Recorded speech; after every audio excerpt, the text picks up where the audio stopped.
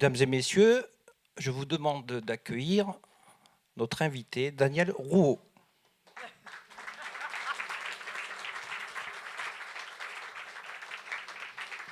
Bonsoir Daniel. Alors, bonsoir, merci à tous d'être présents. Alors, est-ce que vous pouvez vous présenter brièvement? Alors, brièvement, je suis né en 1958. Je suis marié, j'ai 4 enfants, 5 petits-enfants et bientôt un 6e qui arrive. Je suis arrivé à Joinville en 1987. Donc là, c'est le lien avec le Vexin. Voilà. Donc Joinville, 1987. Et qu'est-ce qui vous a fait arriver à Joinville? Alors, je faisais partie, avec le lycée de Mende, d'une section archéologie. Et on est venu donc sur le site des Vaux de la Selle. Et puis, je me suis passionné pour la région. Et après, en 77, j'étais moniteur de centre de loisirs. Et on parcourait toute la région à vélo. Et je faisais découvrir aux enfants et le site de Joinville et tous les châteaux du Vexin. Alors là, on vous a accueilli, vous nous avez accueilli en musique, finalement. Alors, qu'est-ce qui vous attire par la musique et c'est quoi le lien avec vous, cette musique? Alors, la musique, c'est depuis l'âge de 4 ans. Donc, mes parents se sont rendus compte que j'étais capable de reproduire sur un clavier de piano tout ce que j'entendais. Et puis, donc, j'ai débuté l'étude de la musique à partir de 9 ans. Ensuite, j'ai fait les classes de conservatoire. Donc, j'ai appris l'accordéon chromatique, l'accordéon diatonique, le piano, l'orgue à tuyau, la clarinette. J'ai fait partie de plein d'orchestres.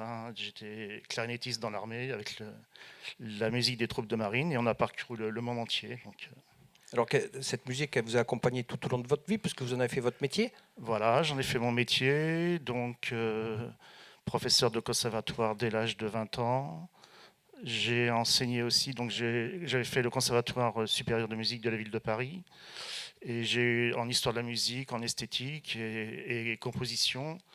Et j'ai eu la chance de travailler donc avec Brigitte François-Sapet, qui habite à Chérence maintenant, donc avec Betsy Jolas, une compositrice française. Une de nos invitées aux rencontres du Vexin, voilà. Betsy Jolas. Voilà, donc j'ai eu la chance aussi donc de rencontrer des grands professeurs, tel Jean Bizet, qui était le petit-fils de Gauguin, et qui m'a enseigné donc les classes de composition, classes d'écriture, contrepoint, fugue. Donc vous avez enseigné à quel endroit? Dans plusieurs conservatoires. Et j'ai eu la chance aussi de découvrir Sergio Ortega, le grand compositeur chilien, qui a spécialement composé pour moi. Et je participais donc à sa classe de composition. Chaque année, il y avait un spectacle d'organiser où tous les élèves écrivaient des œuvres, ça s'appelait l'encre fraîche. Et je participais en tant qu'accordéoniste au sein de l'orchestre. Alors aujourd'hui, vous êtes retraité, donc vous n'êtes plus en activité. Alors qu'est-ce que... Retraité actif. Retraité actif. Alors on va découvrir un petit peu toutes vos facettes, parce que c'est vrai que vous n'arrêtez pas. Alors vous avez une vie d'artiste, on va le découvrir au fur et à mesure de notre rencontre. Ouais, mais aujourd'hui, qu'est-ce que vous en faites de la musique? Alors aujourd'hui, donc, je fais beaucoup de concerts de musique celtique, un duo qui s'appelle Spring of Sullivan. Et avec Christian, donc, on parcourt la France entière. On joue des fois devant 3000 personnes. Voilà.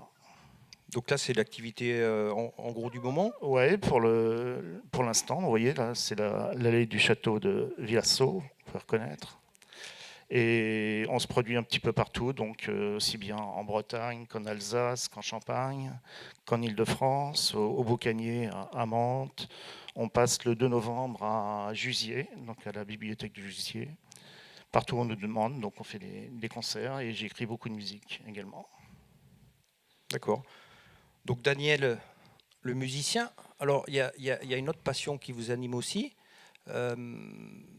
c'est la peinture. Voilà, artiste peintre. Alors comment vous pourriez définir ça et comment ça vous est venu, comment vous utilisez cette peinture? On verra des toiles, vous verrez tout à l'heure, vous avez apporté 4 toiles. Mes grands-parents habitent à Ville-d'Avray, dans les Hauts-de-Seine, et il y avait à 50 mètres de la maison de Corot. Et moi, tout gamin, je jouais au bord des étangs. Et il y avait un peintre, Basile, qui venait donc avec ses peintures nous prendre comme modèle et nous peindre sur les tableaux, ma sœur, mon oncle. Et ça m'a donné l'envie de peindre également. J'ai commencé à partir de 20 ans, j'ai commencé à vendre mes premières toiles. Mais comme je me destinais avant tout à la musique et à la magie, donc j'ai mis ça de côté pour reprendre ça donc à l'âge de la retraite. Donc la musique, tout au long de votre vie, vous avez peint et vous me disiez, bon, c'est un petit peu mon échappatoire. Voilà, j'ai des passions, mais quelquefois je me pose chez moi, je peins. Alors d'où viennent vos inspirations par rapport à tous ces tableaux-là? Ben, c'est disons des expositions, donc je participe à des expositions et je choisis donc figuratif, non figuratif. Des fois j'ai un thème et je pars et je me mets à peindre mes toiles. Ok, donc là vous exposez, on voit une exposition, là c'est où, au Aubergenville, je crois. Ça c'était à Aubergenville, ouais. J'ai peint également le ciel, les galaxies, les étoiles. C'était également à Aubergenville. Sinon, j'ai exposé à Versailles l'an passé, à la Garenne-Colombe. Voilà, donc avec des toiles totalement différentes et des techniques tout à fait différentes également. Ben, merci Daniel. Voilà. C'est pas fini? C'est pas fini? Non, c'est pas fini. Vous voulez qu'il reste encore un petit peu, découvrir encore une autre facette? Alors j'ai oublié de dire tout à l'heure pour la musique que j'ai fait quand même 42 ans de conservatoire et 18 ans de collège, donc comme professeur de musique, collège de Magny, Marine, dans le Vexin, donc, et en Vallée de Seine.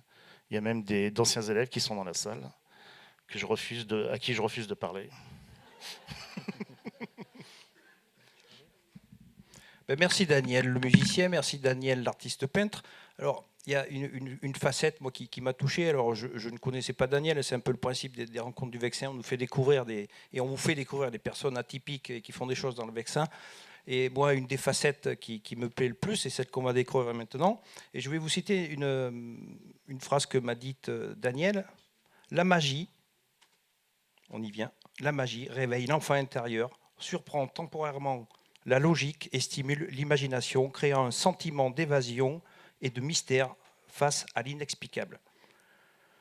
Donc, on est tous ici ensemble dans la salle. On va retourner en enfance. Et je vous demande d'accueillir Daniel, le magicien.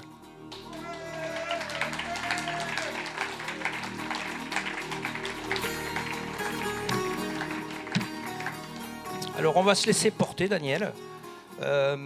On vous a écouté en arrivant, donc vous nous avez bien prouvé que vous jouez de la musique. On a vu vos toiles. Mais bon, est-ce que vous êtes vraiment magicien? Donc moi, j'aimerais, avant qu'on commence quand même d'approfondir un petit peu votre projet de magie, etc., que vous prouviez quand même au public que vous êtes réellement magicien, quoi. Est-ce que vous en êtes d'accord? Ça dépend. Bon, savoir que j'ai commencé la magie à partir de 7 ans. Voilà. C'est un ami à mon père qui a fait des tours de cartes extraordinaires et puis qui m'avait transmis le virus. Puis par la suite, j'étais autodidacte et j'ai eu des boîtes de magie à Noël. Et puis voilà, tout le monde m'appelait Majax à l'époque. Et c'était parti. Bon, ben écoutez, on vous regarde. Et maintenant, je fais magie close-up sous les yeux des gens, magie de scène. Bon, on en reparlera après. Voilà, c'est bon. Bon, prouvez déjà que vous êtes réellement magicien. Ben, je sais pas, il y a des photos qui passent, donc oui, c'est lui. Place à la magie.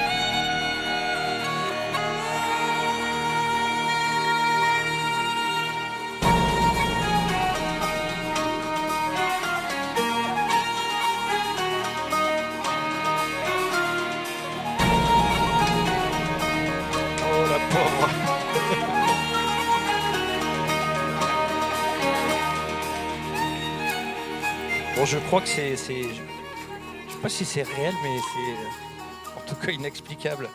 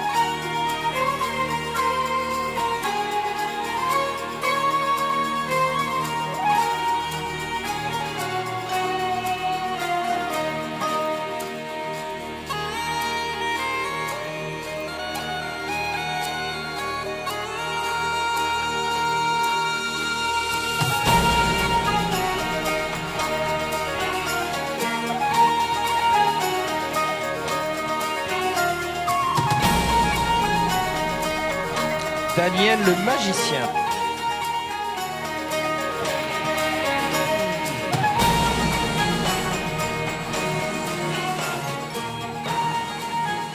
Merci Daniel. Bon, on vous croit maintenant. Alors, comment on arrive à la magie ? Comme la musique, hein, c'est une passion avant tout. Donc vous étiez passionné déjà de magie avant d'être musicien ? C'est ça ? Oui, mais déjà, dès l'âge de 4 ans, la musique m'attirait énormément. Mais la magie à partir de 7 ans, vraiment. Alors ça s'apprend ? Comment Ça s'apprend à travers des livres, des vidéos, puis de connaître des magiciens, échanger. Est-ce que tout le monde pourrait être magicien ? Peut-être pas. Non. Parce que bon, il y a une part d'illusion, vous êtes... Il y a des choses quand même, des choses mentales que vous faites. Voilà, il faut beaucoup de mémoire. Beaucoup de mémoire. Beaucoup de mémoire, et puis être habile de ses doigts également. Voilà. Et ça se transmet ? Bien sûr, j'ai donné des cours de magie, et j'ai même des élèves, de grands élèves maintenant, qui ont 25 ans à peu près, et qui se sont lancés dans la magie. Et il faut à peu près combien de temps pour maîtriser un tour de magie ? Vous en avez même créé, je crois. Oui, j'ai inventé à Geneviève en 2008 un tour qui a fait le tour du monde, que j'ai intitulé Happy Birthday, où je devine à distance les mois de naissance des gens. Un tour que je fais par téléphone via la Bretagne jusqu'à Cergy-Pontoise en direct. J'ai les personnes au téléphone et je leur donne leur mois de naissance, sans les connaître. Alors, vous avez côtoyé des grands noms de la magie ? Vous connaissez Oui, j'en pratique. Qui a fait émerger Eric Antoine. J'ai connu Bernard Billis, qui passait avec Sébastien. Donc moi j'avais choisi Bernard Billis pour mon tour justement des mois de naissance, où il y avait 60 magiciens, et moi j'étais tout seul avec Bernard Billis, et à chaque fois c'est moi qui indiquais à Bernard Billis la carte qu'il devait toucher, et qui correspondait à chaque fois au mois de naissance. Voilà, j'ai connu Guy Laure, qui faisait des télévisions, voilà, plein de magiciens, Michael Susinger, qui a mis mon tour de magie dans son livre, justement. Alors, vous produisez, comment on fait pour vous contacter ? Vous produisez... on vous voit là, moi je vous ai vu arriver tout à l'heure, on ne se connaissait pas énormément avant, mais on sent que vous êtes un artiste dans l'âme et vous avez envie de vous bouger tout le temps, vous captez les gens, vous faites un tour. Je me souviens, vous êtes venu à la maison pour échanger, pour discuter un petit peu. Voilà, on sent qu'il est en ébullition, il a un jeu de cartes dans sa poche et pof, il fait un tour. Donc c'est une réelle passion, quoi. Selon vous, qu'est-ce qui fascine le plus les gens dans la magie ? De ne pas comprendre ce qui se passe. Voilà. Donc se laisser émerveiller. Souvent les adultes marquent dans mon livre d'or qu'ils ont retrouvé leur regard d'enfant. Et je le vois également pour les spectacles de magie de Noël où tous les enfants ouvrent des grands yeux et s'émerveillent, mais autant les adultes également. Voilà. Oui, il y a une part émotionnelle. Bien sûr. La part du mystère aussi, donc oui. Ça reste mystérieux. Comment il peut faire ça ? Et à chaque fois, les Anglais, how do you do that ? me disent. Je dis with my finger and my brain. Alors entre la magie, la peinture, la musique, est-ce qu'il y a un lien entre les trois? Comment vous faites le lien? Ou alors pour vous, c'est des univers complètement différents Beaucoup de musiciens ont composé à partir de toiles, beaucoup de peintres ont peint à partir de musique. C'est imbriqué, je pense. Ça fait partie des arts. La magie, l'art de l'illusion, l'art du mystère, voilà, tout simplement. Alors quand vous vous réveillez le matin, vous êtes à la retraite, vous n'avez pas forcément d'activité de prévue. Qu'est-ce que vous faites? Vous dites, tiens, aujourd'hui, je vais aller me promener. Alors, on vous a croisé, à des endroits avec des copains. Ben, Daniel est là, ben, il y a toujours un jeu de cartes, il y a toujours quelque chose, vous avez toujours quelque chose dans le coffre. Vous avez besoin, on vous a causé une brocante. Ben, tiens, Daniel, il fait un truc à la brocante, quoi. Donc le matin, vous vous levez, vous dites, tiens, je fais quoi? Non, c'est en fonction du programme, de ce qui a préparé. Donc, ouais. Si c'est de la musique, je vais répéter mon répertoire.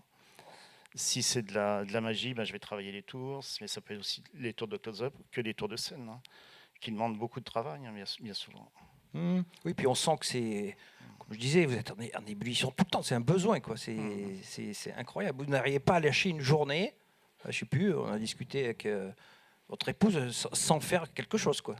Voilà. Un tour. Et puis je pourrais monter un musée de la magie avec tout le matériel que je dispose maintenant. Un musée de la magie dans le Vexin? Un musée de la magie, ouais. Donc s'il y a des mairies qui veulent accueillir le musée de la magie de Daniel, prendrez contact. Avec des boîtes de magie qui ont été conçues par des personnes qui ne sont plus de ce monde et qui avaient eu des idées géniales et du matériel qu'on ne retrouvera plus par la suite. Voilà. Merci Daniel. Alors, est-ce que moi j'ai envie quand même qu'on profite un petit peu de votre le fait de vous avoir ici. Hein, là, on vous tient. Donc, on va peut-être passer aux questions. Et puis après, si vous en êtes d'accord, on va laisser quand même un petit peu de place à la magie. Vous êtes d'accord pour ce programme? Oui. Alors, est-ce que vous avez des questions à poser à Daniel? Alors, est-ce qu'il vous est arrivé de rater un tour? Alors, la plupart des gens que je rencontre aiment bien quand le magicien se plante, justement. Mais en règle générale, on a toujours une porte de sortie.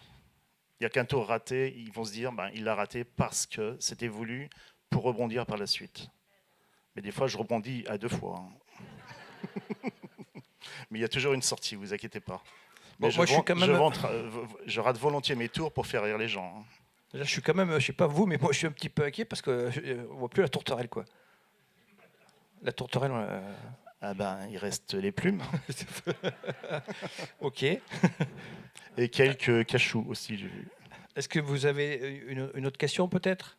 D'autres questions? Les bras levés. Attendez. Ça allait d'être un Alors c'est très drôle parce blague que personnelle, non? quand j'étais ado, j'aimais bien Mandrake, je lisais Mandrake. Comme lui, je passais à travers les murs, à condition qu'il y ait une porte. Et non, mais c'est pas des blagues. Et finalement, après, j'ai complètement oublié Mandrake. Et quand j'ai commencé à faire les spectacles de Noël dans le Vexin, justement, autour de Marine, j'ai commencé à me faire appeler McDaniel. Donc j'étais habillé en écossais avec un kilt. Ouais. Et puis ensuite, je me suis fait appeler Mandrake. Et pour ensuite devenir Daniel le magicien, tout simplement. Voilà. Est-ce que quel est votre souvenir d'une réaction d'un spectateur la plus mémorable? Il y en a un qui a failli mourir une fois. C'est pas des blagues. Il a été hypnotisé avec la colombe parce que le présentateur il avait annoncé que je faisais apparaître des animaux très dangereux, des reptiles et tout, mais qu'il fallait pas s'inquiéter parce qu'on les avait opérés et qu'il n'y avait plus de venin. Et rien que ça, il tombait dans les pommes. Voilà. Véridique. Une autre question. Est-ce que vous êtes capable? Oui.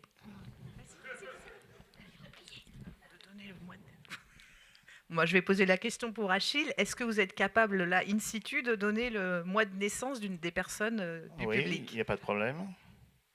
Je vais demander à M. Pascal Gonin-Flambois de se lever. Mais si vous le connaissez, non? C'est nous qui désignons.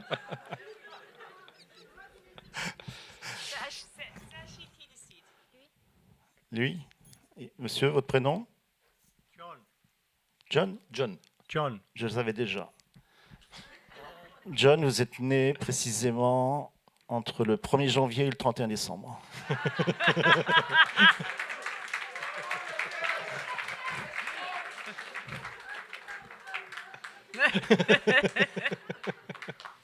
Je vous le ferai tout à l'heure à la table, vous inquiétez pas. Bon, mais Daniel, C'est bon? ce que je vous propose, c'est qu'on profite un petit peu, qu'on retourne en enfance. Et je vous demande d'applaudir Daniel chaleureusement. Merci.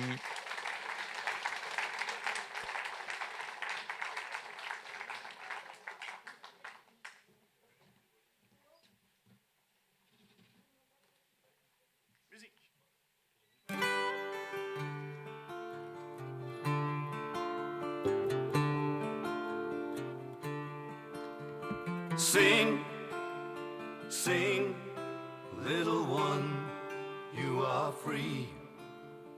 Dream, dream, little one, you are free. And the silver moon shines in your eyes, and they sparkle with hunger and fire. Bowling. And your laughter rings out, for tonight you will dance in the arms of your goddess. All night you will dance. Sing, sing, little one, you are free. Bravo. Dream, C'est une vraie, hein. Pourtant, ça paraît léger. Merci. À présent, un petit tour humoristique. Je vais demander à monsieur Pascal Gonin-Flambois de bien venir monter sur la scène, s'il vous plaît. C'est pas une blague, hein. Monsieur Gonin.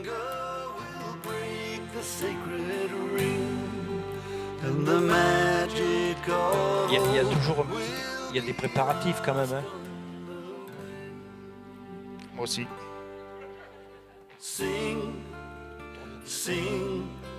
On peut arrêter la musique. Bonjour monsieur. Bonjour monsieur. Vous habitez Chaussy? Oui, Chaussy, oui. Voilà, donc un habitant de Chaussy. On les appelle comment les habitants de Chaussy? Les chaussettes. Non, les Calcédoniens. Calcédoniens, oui. Donc vous venez de Calcédonie. Ouais. Par là-haut, là-haut. Monsieur, on ne se connaît pas, mais je peux lire dans les pensées de Pascal. Sur les brocantes, j'ai déjà vu. On s'est vu sur les brocantes. Donc monsieur, vous êtes né précisément au mois de mai, de la même année que Daniel le magicien, 58. Vous êtes né précisément le 11 mai 58. Alors, là c'est complètement impromptu, hein, il ne sait pas que j'allais le faire monter sur scène, même si on se connaît, bien sûr. Et je vais expressément donc faire un tour avec Pascal, qui est stressé. Pascal? Oui, qu'est-ce qu'il faut mettre là? Ouais. Mets les mains comme ça. Il me semble que vous avez été animal dans une vie antérieure. Oui. Allez-y, faites des petits bonds.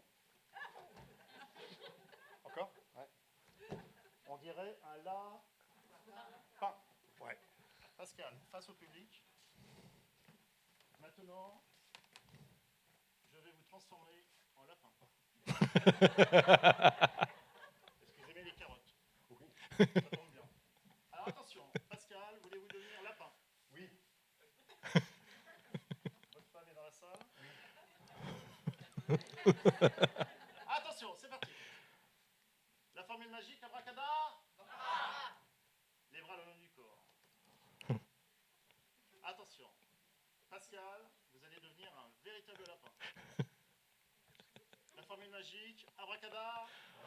Bras sous la bras, lapin sous le lapin. Abracadabra. Lapin. Abracadabra. Lapin. C'est mieux. Attention, c'est parti. 1, 2, 3.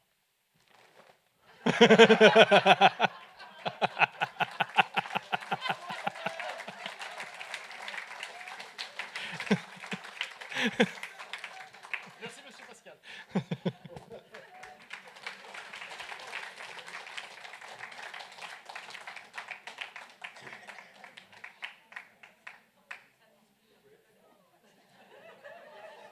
C'est inédit quand même. Ça, je pense que je pourrais y arriver. Alors, Daniel, on respecte notre temps, hein, on va respecter nos 30 minutes. Vous m'avez dit, pour vous remercier, de nous avoir présenté à nos rencontres du Vexin, de vouloir trinquer avec notre présidente. Donc je vais appeler notre présidente, Fabienne Dupont, sur scène, et puis vous allez trinquer. Voilà. Et on trinquera d'ailleurs à l'issue de cette rencontre avec le public, Tous ensemble. autour d'un pot, tous ensemble. Prénom, Fabienne. je savais déjà. Fabienne, comme vous êtes fort sympathique, je vais vous offrir un pot. D'accord? C'est parti. Vous connaissez cette pot-là? Vous savez pourquoi on l'appelle le Mont Blanc? Parce qu'on déverse des tonnes de fromage blanc au sommet du Mont Blanc. De la ricotta côté italien et du petit suisse côté suisse. C'est parti. Fabienne. Un peu de Mont Blanc. Merci. Ça éclaircit la voix. Un peu de Mont Blanc.